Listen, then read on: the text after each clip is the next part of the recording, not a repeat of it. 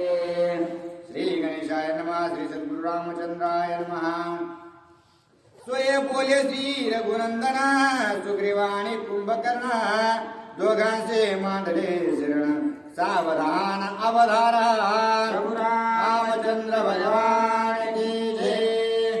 आता कालच्या अध्यायाच्या ठिकाणी असताना त्या हनुमानजीला अतिशय राग आलेला होता आणि रागाच्या भरामध्ये प्रभू रामचंद्रांच्या जवळ येऊन असताना त्या ठिकाणी आपली तक्रार हनुमानजी करू लागलेले होते की काय कमीपणा तुम्ही माझ्यामध्ये पाहिला. आणि त्या ठिकाणी सुग्रीवाला असताना त्या कुंभकर्णासोबत युद्ध करायला पाठवलं. त्यावेळेस प्रभू रामचंद्र हनुमानजीला बोलू लागलेले आहेत. इथपर्यंत कथा असणारे आपण ऐकलेली आहे. सुग्रीव कपिराज आपण लक्षोनिया कुंभकर्ण सवेग करुणी उठान आला गर्जोन शाल हस्ती. आता प्रभू रामचंद्र असणारे हनुमानजीला सांगू लागलेले आहेत की मी काही त्या सुग्रीवाला आदेश दिलेला नाही बाबा, किंवा मला त्या सुग्रीवानं विचारलेलं नाही. मला न विचारताच असणारा त्या ठिकाणी तो सुग्रीव राजा हातामध्ये शाल वृक्ष घेऊन असणारा रणांगणामध्ये उतरला असं प्रभू रामचंद्र हनुमानजीला सांगतात. कुंभकर्णे अति विस्मित मज उचलोनी हनुमंत होता गरगरा भोंडीत तो कान मारिता सोय गेला. त्या ठिकाणी सुग्रीव राजाला वाटलं की हनुमान असणारा उगाच असताना त्या कुंभकर्णाला हातामध्ये गरगर गरगर फिरवू लागलेला आहे. त्याला जीव मारायचं सोडून दिले आणि उगाच का गगनामध्ये फिरवू लागलेला आहे. त्याच्यामुळे त्याला राग आलेला असावा आणि तो रणांगणात आलेला असावा असं प्रभू रामचंद्र बोलतात. मज कुंभकर्णाची शक्ती क्षणार्धे केली न सरती निधडे बळयाळ मारुती धर्मस्थिती रणयोधा. आता असणारा त्या ठिकाणी कुंभकर्ण म्हणू लागलेला आहे की खरंच निजडा अशा प्रकारचा योद्धा हनुमानजी आहे.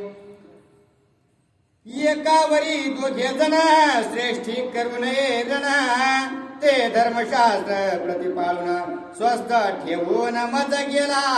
आता असणारा त्या ठिकाणी एक जणावर दोघांनी युद्ध करू नये, एक जणाबरोबर दोघांनी युद्ध करू नये म्हणून असताना मी जसा होतो तसं असणारा त्या ठिकाणी हनुमानाने मला ठेवलेलं आहे आणि या ठिकाणाहून निघून गेलेला आहे असं कुंभकर्ण बोलत आहे. बळे भवंडिता काशी येता देखोनी सुग्रीवाची मज स्वस्थ ठेवोनी भूमीची श्रीरामापाशी सोय गेला.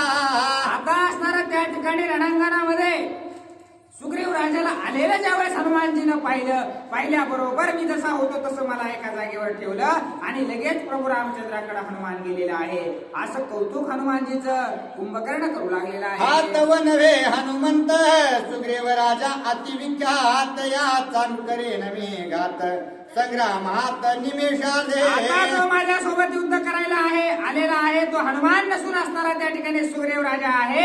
आता निश्चितच त्याचा मी अंत केल्याशिवाय राहणार नाही असं कुंभकर्ण आवेशात बोलत आहे. ऐसे बोलून आपण सुग्रीवाते अनुलक्षून सम्मुखाला कुंभकर्ण शुळ घेऊन जातो पे. अशा प्रकारची मोठ्याने गर्जना करून असणारा सुग्रीव राजाच्या दिशेनं आपलं शूळ असणारा हत्यार घेऊन कुंभकर्ण आलेला आहे. शुळ हस्ती शाल हस्ती दोघे वीरभद्र जाती रयरांते निर्वसिती सोय बोलती कोणी. आता यानं असणारा कुंभकर्णानं हातामध्ये शूळ घेतलेला आहे आणि समोरून सुग्रीव राजानं असणारा शाल वृक्ष घेतलेला आहे. दोघं सुद्धा निधडे होते अशा प्रकारचे आहेत आणि दोघं सुद्धा युद्ध करू लागलेले आहेत. सम्मुख देखोने कुंभकर्ण सुग्रीव सोय बोले आपण निचा कपिसी करो निकंदने दादुल पण मिराविसी. आता असणारा त्या ठिकाणी कुंभकर्णाला असणारा त्या ठिकाणी कुंभकर्णाला सुग्रीव राजा टोचून बोलू लागलेले आहेत की जे काही लहान लहान वानर आहेत त्यांच्यावर विजय प्राप्त करून त्यांना मारून असणार लय मोठे झाल्यासारखा स्वतःला तू समजू नकोस असं सुग्रीव राजा टोचून कुंभकर्णाला बोलत आहे. आता मी आलो शाल हस्ती किती आहे तुझी शक्ती ते दाखवे काम प्रते रणयुपती विचारोनी. आतापर्यंत माझे जे काही सैनिक होते त्यांना असणारा त्यांच्यासोबत तू युद्ध केलेलं आहेस, परंतु तुझ्यामध्ये किती शक्ती आहे ते असणार तू मला दाखव. मी आता तुझ्यासोबत युद्ध करायला आलेलो आहे असं सुग्रीव राजा बोलतात. मी एकला शाल हस्ती श्रीराम सेवक भद्र जाती तुझी करीन समाप्ती रणयुत्पत्ती महामारे वानर कुळामधील एकटा एक वानर मी तुला मारण्यासाठी बास आहे असं असणारा सुग्रीव राजा बोलतात. ऐकून सुग्रीव वचन हसून बोले कुंभकर्ण भीरन बोलती अंगवन करो निरण दाविती. अशा प्रकारचं बोलणं ऐकल्याच्या नंतर कुंभकर्ण असणारा त्या ठिकाणी हसून बोलू लागलेला आहे की ज्याच्या अंगामध्ये बळ असतं, ज्याच्याकडे ताकद असते, ते उगच असणारा बडबड करीत नाही, ते काय ताकद आहे ते दाखवण्याचं कार्य असणारा शौर्यवंत करतो असं असणारा टोचून त्या ठिकाणी कुंभकर्ण सुद्धा बोलत आहे. जे का बहुविध जलपती त्याची नाही संग्राम भक्ती जरे तू होशील पुरुषार्थी करोनी ख्याती दावी मज. आणि ते नुसतीच बडबड बडबड बडबड करतात, त्यांच्याकडे काहीही करण्याचं सामर्थ्य नसतं, ते असणारं रणांगणामध्ये टिकू सुद्धा शकत नाही. जर तुझ्याकडे खरंच बळ आहे तर उगा बडबड करू नको, ये माझ्यासोबत युद्ध करून तुझी ख्याती दाखव असं कुंभकर्ण बोलत आहे. सुग्रीवासी करावयार कुंभकर्ण उल्हास पूर्ण सरसावले दोघे जण अति निर्वाण संग्रामी. आता सुग्रीव राजाला सुद्धा तेवढीच ओढ असणारी कुंभकर्णासोबत युद्ध करण्यासाठी होती आणि कुंभकर्णाला सुद्धा तेवढीच ओढ असणारी त्या ठिकाणी सुग्रीव राजासोबत युद्ध करण्यासाठी होती. दोघं सुद्धा असणाऱ्या युद्धासाठी पुढे सरसावलेले आहेत. ऐकून कुंभकर्ण वाक्याची कोप आला सुग्रीवासी शूळ हानिता आवेशी शाल वृक्ष त्याची चोकिले. आता कुंभकर्णाला राग आल्याबरोबर आपला शूळ असणारं जे शस्त्र आहे ते असणारं घर फिरून त्या ठिकाणी असणारं सुग्रीव राजाच्या अंगावर कुंभकर्णाने मारलेला आहे. लगेच असणारं त्या ठिकाणी सुग्रीव राजानं जे हातामध्ये वृक्ष आणलेलं होतं त्या वृक्षानं त्याचं ताडण केलेलं आहे.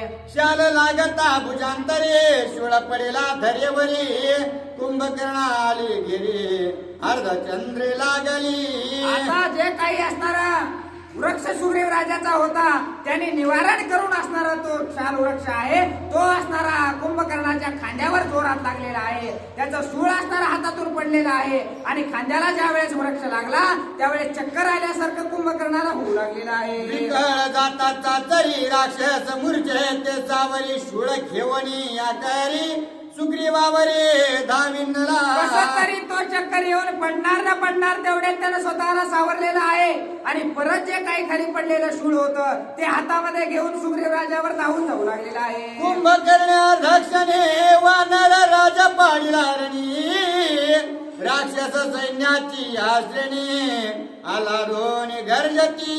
काही क्षणासाठी असणारा त्या ठिकाणी कुंभकर्णाचं पारडं थोडं जड झालेलं आहे. सुग्रीव राजाला असणारं थोडं पराजित केल्यासारखं असणारं झालेले आहेत. त्यावेळेस असणारं जे काही राक्षस आहेत ते असणारं उल्हास साजरा करू लागलेले आहेत. शूळ ताडे ताकोप्य करे सुग्रीव बळाची पै थोरे उडून शूळ दोही करे वरच्या वरे झेलीला. त्यावेळेस असणारं शूळ फेकून मारण्याचा प्रयत्न कुंभकर्णाने केलेला आहे. त्यावेळेस असताना सुग्रीव राजानं गगनामध्ये उड्डाण केलेलं आहे आणि तो फेकलेला शूळ वरच्यावर हातामध्ये झेललेला आहे. जैसे उसाच्या करभाड गुळगी घालून मोडी ती गुड तैसा शूळा ती प्रचंड केला दुखंड सुग्रीवे. अशा प्रकारे उसाचं कांडा आपण त्या ठिकाणी हातामध्ये धरून काढ दिशेने मोडून टाकतो तशाच प्रकारे जो काही कुंभकर्णाचा शूळ होता तो गगनामध्ये उड्डाण करून आपल्या हाताच्या सहाय्याने त्याचे दोन तुकडे असणारे सुग्रीव राजाने केलेले आहे. शतत्रय पुरुषांशी शूळ नवतले अति आवेशी सुग्रीवे झेलो आकाशी जानू प्रदेशी मोडीला. जो असणारा 300 लोकांना तो शूळ उचलत नव्हता तो शूळ असणारा एकट्या एक सुग्रीव राजाने असणारा त्याचे दोन तुकडे गगनामध्ये उड्डाण करून केलेले आहेत. निखळ तिख्याचा धगधगीत तुळीचा भार शतानुशत रत्नालंकार लखलखित अत्यद्भुत महाशूळ. तो शूळ काही साधा सुद्धा नव्हता, टनावर असणारं त्याचं वजन होतं, कितीतरी शत असणारं किलो वजन असणारं त्याचं होतं आणि अतिशय सूर्यासारखा असणारा तेजस्वी अशा प्रकारचा तो शूळ होता. त्याचे दोन तुकडे असणारे सुग्रीव राजाने केलेले आहे. तोही वरीच्या वरी जेलोनी सुग्रीवे चांडीला मोडून हरिके श्रीराम नाम वाणे गर्जत राणे महावीर. आता ज्या वेळेस त्या शुळाचे दोन तुकडे गगनामध्ये उड्डाण करून सुग्रीव राजाने केलेले आहेत त्यावेळेस सर्वजण असणारे प्रभू रामचंद्राच्या नावाचा गजर करू लागलेले आहे. शूळ भंगिता सत्वर स्वर्गीय नाचती सुरवर सुग्रीव राजा महातुर कर्म दुर्धर स्वय केले. आता असणारा स्वर्गामध्ये देव सुद्धा असणारा त्या ठिकाणी कौतुक सुग्रीव राजाचं करू लागलेले आहेत की अतिशय थोर अशा प्रकारचं कार्य या ठिकाणी सुग्रीव राजाने रणांगणामध्ये केलेलं आहे म्हणून प्रत्येक जण कौतुक करत आहे. जेने शुळे सुरासुर यक्ष गंधर्व किन्नार रणे भंगिला महेंद्र तो येणे सत्वर मोडीला. ज्या शुळाच्या जीवावर असणारा तिने तळामध्ये कुंभकर्णाला विजय प्राप्त केलेला होता देवांना सुद्धा त्या शस्त्राची अस्त्राची भीती कुंभकर्णाच्या वाटत होते. त्याचे दोन तुकडे असणारे या ठिकाणी सुग्रीव राजाने केले म्हणून कौतुक करत आहेत. माझा शुळात धृत झेलून भंगेला आकाशात त्याने कुंभकर्ण विस्मित धन्य पुरुषार्थ सुग्रीवा. आता असणार सुग्रीव राजाने जे काही कुंभकर्णाचं हत्यार होतं त्याचे दोन तुकडे केल्याच्या नंतर कुंभकर्ण सुद्धा असणारा विचारात पडलेला आहे की कसं असणार यानं माझा एवढा मोठा असणारं जे काही शस्त्रास्त्र होतं त्याचे दोन तुकडे गगनात उडी मारून केलेले आहेत. खरंच पुरुषार्थी अशा प्रकारचा सुग्रीव राजा म्हणायला हवा असं कुंभकर्ण बोलू लागलेला आहे. शुळ भंगीला महात्वर तिने कोपला निशाचर घेऊन या गिरे शिखर सुग्रीवावारे टाकिले. आता असणार काहीच हत्यार राहिलं नाही. हे ज्या वेळेस असणाऱ्या कुंभकर्णानं पाहिलं त्यावेळेस कुंभकर्णानं सुद्धा जे काही वानरांचे हत्यार होते मोठमोठे पर्वत डोंगर असणाऱ्या हातामध्ये घेतलेले आहेत आणि सुग्रीव राजाच्या दिशेने फेकू लागलेला आहे. सुग्रीव उडता आकाशी शिखरा दळिले उरासी मूर्छित पाडेला भूमीसे संज्ञा त्यासी आसेना. आता ज्या वेळेस गगनामध्ये उड्डाण सुग्रीव राजाने केलेलं आहे त्यावेळेस खालून पर्वत असणारा कुंभकर्णानं त्याच्या दिशेने फेकलेला आहे आणि तो पर्वत ज्या वेळेस असणार सुग्रीव राजाला लागलेला आहे त्यावेळेस मूर्छना असणारे सुग्रीव राजाला आलेले आहे आणि पृथ्वीवर ते पडलेले आहेत. कुंभकर्णे अर्ध क्षणे वानर राजा पाडीला धरणे राक्षस वीरांची श्रेणी उठले गर्जोने जय काही जयकार. क्षणासाठी असणार त्या ठिकाणी मूर्छना असणारे सुग्रीव राजाला आलेले पाहून राक्षस गण असणारे मोठ्यानं गरजू लागलेले आहे. वानर राजा रणात मज झाला हस्तगत यश आले अत्याभूत रणी डुल्लत कुंभकर्ण. लगेच असणार जशा प्रकारे उन्हाळ्यात काही मिनिटासाठी काही सेकंदासाठी आभाळ येतात तशी अवस्था त्या ठिकाणी झालेली आहे.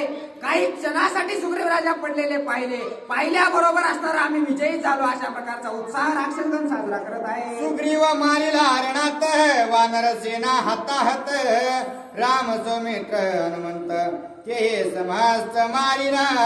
आता असणाऱ्या सुग्रीव राजाचा तर मी वध केलेला आहे. हातासरशी मी सगळ्यांनाच मारल्याशिवाय राहणार नाही असं सुद्धा मोठ्यानं गर्जून कुंभकर्ण बोलत आहे. माझा विचार तारणात बापडे मनुष्य गुणात मुख्य मारिले हनुमंत रणकंदनार्थ संपला. मी असणारा प्रभू रामचंद्र हे काही मनुष्याचे अवतार आहेत. मनुष्य असल्यामुळे त्यांना मारायला मला वेळ लागणार नाही. आधी प्रभू रामचंद्रांना मारतो पुन्हा सुग्रीव राजाला तर मारलेलंच आहे पुन्हा नळनेळ जांबवंताला मारतो आणि एकदा का हनुमंताला मी मारलं की असणारं या ठिकाणी रणांगणच संपलं युद्धच संपलं असं असणारा कुंभकर्ण बोलत आहे.